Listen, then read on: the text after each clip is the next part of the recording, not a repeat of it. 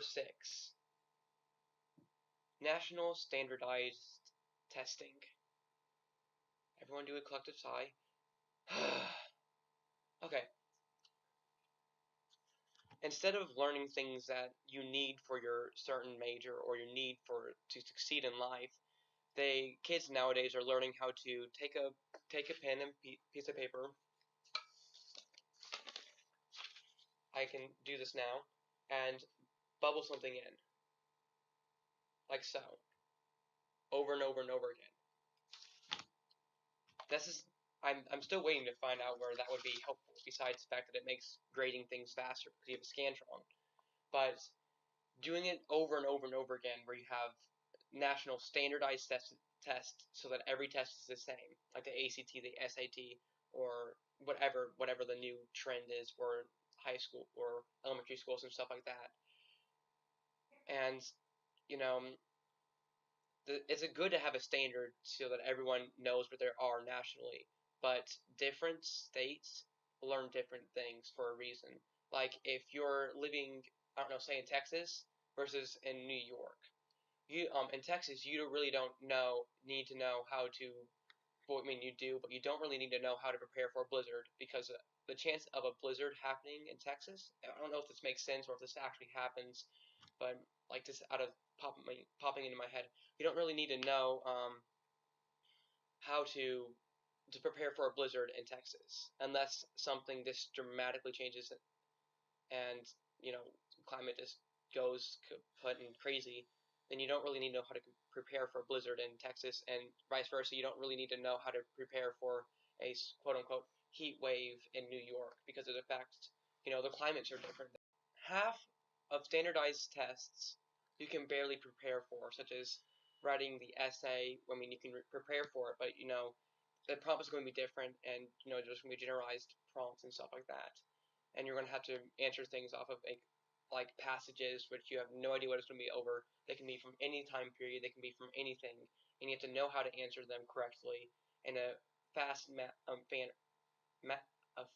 manner than you would normally have to.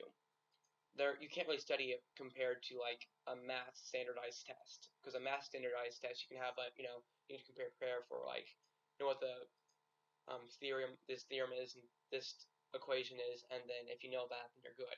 There's obviously more things to that, but it's the general gist. And so it's not a really fair standardized system across the board. Number 7. The ranking of the U.S.'s national standardized testing scores versus the worldwide education scores. This is something that is so just ridiculously biased, and as such should just be thrown out the window. You see, if you don't already know this, and this is why the U.S. usually scores lower than other nations, it's because of the fact that other nations require that their students that go on to high school and such, and don't stop their education. They take a standardized test to be able to get into, say, high school or such, meaning that they're going to have smarter kids and more varied of kids in their high school, meaning that they're going to have better test scores compared, and then compare that to the United States, and you have where everyone in elementary school through high school is required to be in school, and you don't have to take a test to get into the next level of education. So our test scores are going to be lower because of the fact that the kids don't care. You're not going to be like, you have no chance of, like, if you fail this test, you're not going to be kicked out of the school.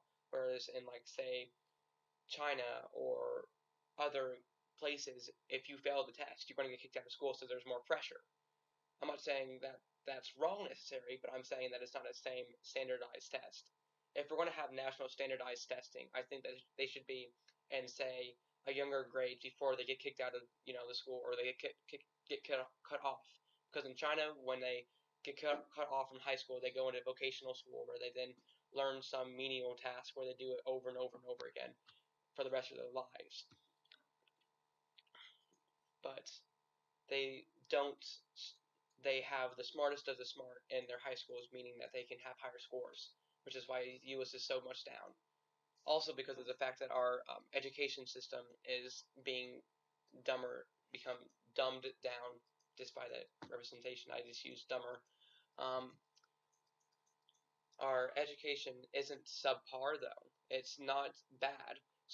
Standards have been increasingly challenging. You're supposed to do more things in less time for only a certain amount of classes, like AP classes or advanced placement class. That is AP, but like advanced classes or higher education classes compared to like comparing like regular algebra to advanced placement algebra or advanced algebra or advanced math. You're going to have different standards and you're going to have different curriculum and you're going to have different challenging things. Other classes such as like regular algebra has been increasingly less challenging, so that students don't really have to think. Those classes are for students that aren't really wanting to be there but have to have those classes to graduate, which is beyond stupid. They should have the same standards so that they get the same knowledge. But it's how it happens, I guess. Sure, some standards have been increased in such a way, half of the standardized tests you can't really prepare for, like English and stuff. You have passages that you read in the test, and these passages can be based off of. I mean, there's some basic you have a comprehensive one. You have other ones as well where you have to. Number 8, the teaching of things that aren't really important in the long run. Now, I can hear my past teachers saying, everything is important. I'm not arguing with you. I'm not saying that. I'm just saying that, the mitochondria is the powerhouse of the cell, but I have no idea how to do taxes. That's the mitochondria is the powerhouse of the cell. Is taught almost in every single biology class that is in the United States.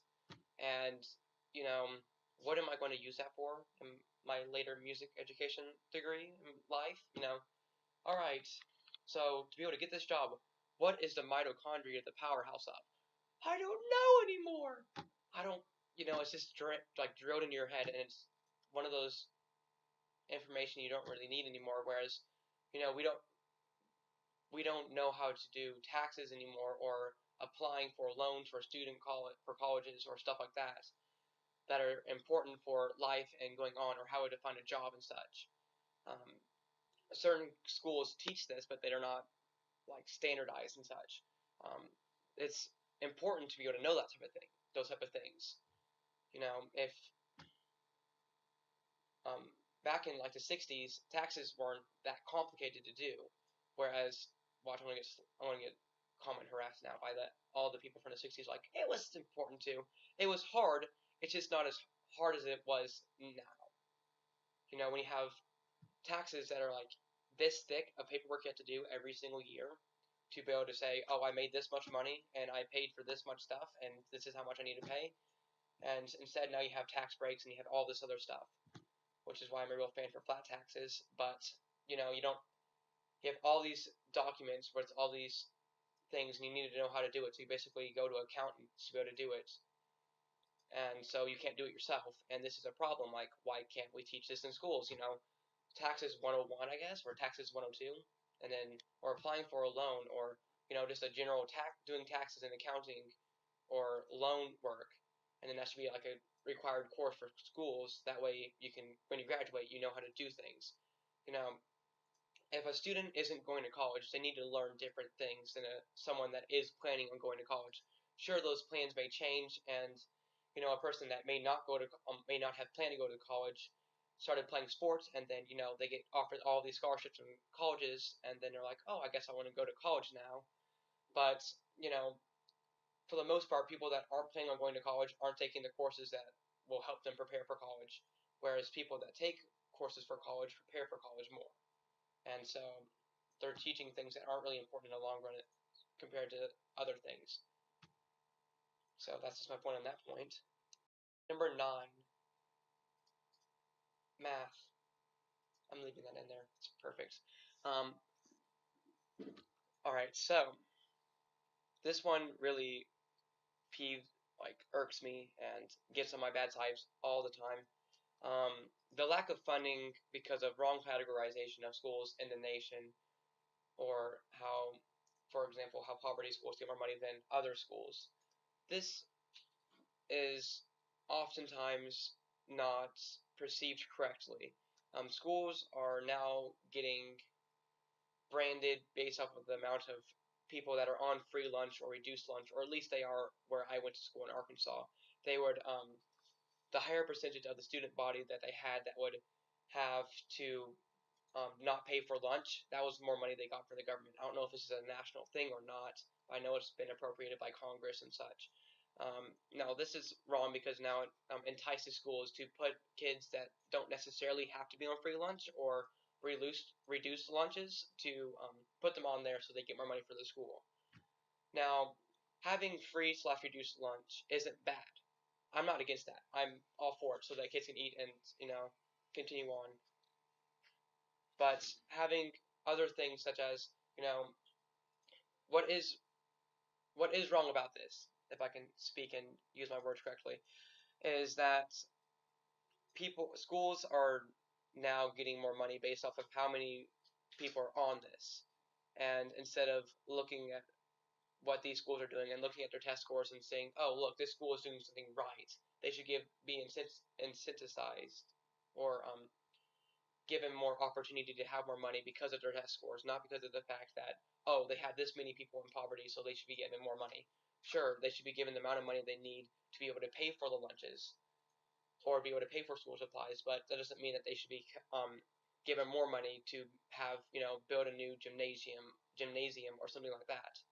Because most of the time, the schools that are in poverty, or at least where I was living, in the spot in Arkansas, they had it where poverty schools had either brand new schools or had brand new gymnasiums or brand new areas added on, where the older schools that were not necessarily had as many poverty kids had rooms that were falling apart, had things that was just blatantly wrong, or never aren't up to like standards anymore, that need to be updated and such, that don't have that money because the government doesn't give it to them because of the fact that they don't have as many people on free reduced lunches. I think that every single school should receive the same amount of money every year, set it to a certain rate, and then each year, or get like excluding the free and reduced lunches, that everyone, they get as much as they need from that, but they can't take it and put it somewhere else. And then every school gets a set amount of money, and then when their test scores either improve or this set amount of money never decreases or pace off this amount. But if their test scores improve and they show that they use this money well and they can get it, then they get more money off of it. Now this money shouldn't be limited. Certain things like where I live, the government gave Southside High School a certain amount of money to do something with agriculture. Now we finished all the agriculture, but we still had $10,000 left. Instead of giving it back to the government, we built these giant sticks in the ground. We don't know what they're for. We don't.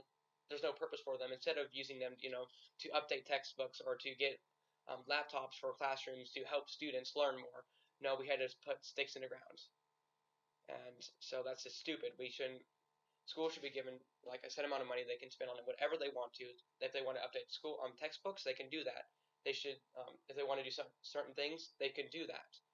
Now, in addition to this money, they should be able to get grants. This is my longest point, by the way. They should get grants and stuff like that, and so that they can get more money for because like music programs for different schools are going to need more money, or football programs, or et cetera, et cetera, et cetera, are going to get more money, put more money into it.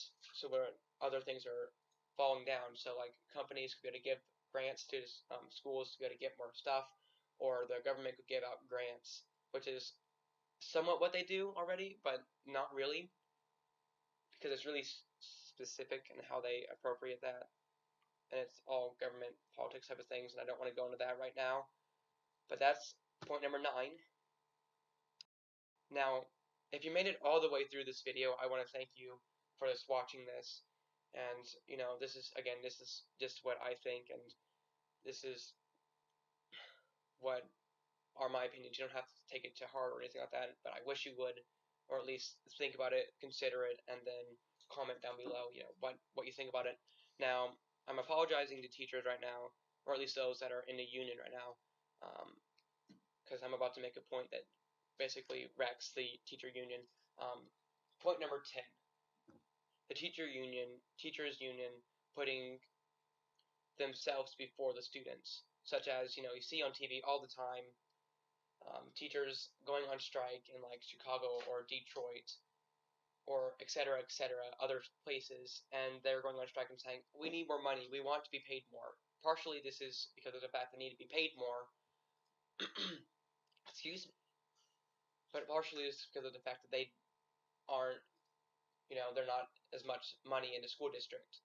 So when they say we need to be paid more, they're not going to get as many things given to the students as they need to be. But when these teachers go on strike, they are not only spending, basically getting free pay while they're going on strike, or at least I assume they're getting free pay, as well as they're sacrificing their students' futures to be greedy for themselves. They're, because when they're going on strike, they're doing it on school days. So when school students would normally be in classrooms and learning and better improving themselves to be a beneficial person to society, they are instead spending time at home because school was canceled because of the fact that teachers, they didn't like what they were doing right now, so they're going to go on strike and picket outside. And so instead of, taking that money where they could be used for allocating for instead of putting themselves on strike, they could be repairing things and such. They are doing things that are not helping the students, but instead are just using their role as a teacher to get more money, which is wrong. A teacher was originally intended to be a servant to someone so that they could help teach what they have learned at a higher education and give that to a student so that the student can grow and become someone that isn't, like a slug sitting on a couch and watching, Netflix all day. Not that there's anything wrong with that. I'm about to do that this weekend, but that is someone that is beneficial to society instead of, just being, a slug. Now, I don't really diss the original purpose of a union. The original being hoping to give a voice to those that don't have a voice. Like when it was originally unions in the 1890s to the 1910s, when they were being mistreated and they had no rights and everything like that. When they had unions, they would be able to grow and have a voice. So they could have rights to give a voice to those without a voice. Now, these people the teachers are now taking away that voice and abusing that voice they have and putting everything on hold and putting education on hold to instead better themselves.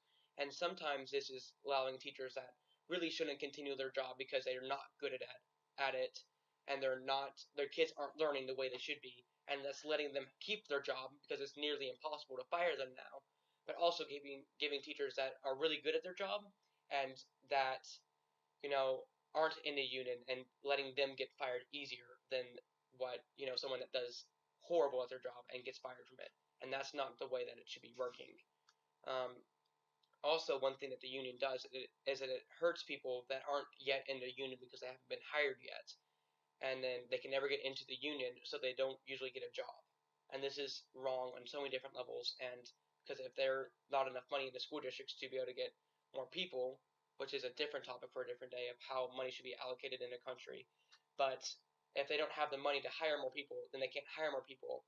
And then if there's not enough teachers, and then the teachers can't help students, and the teachers can't help give them more individualized points and a point of view and as such, and it all breaks down to the last 9 points I just previously said.